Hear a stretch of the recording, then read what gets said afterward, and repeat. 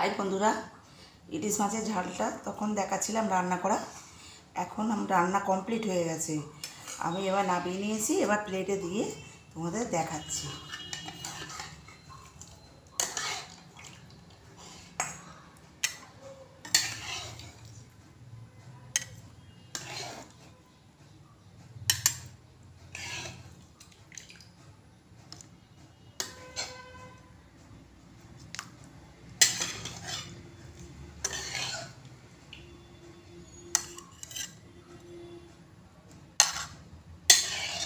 তার সাথে চিংড়ি মাছ দিয়েছিলাম, সেই চিংড়ি মাছগুলোও দিয়ে দিচ্ছি।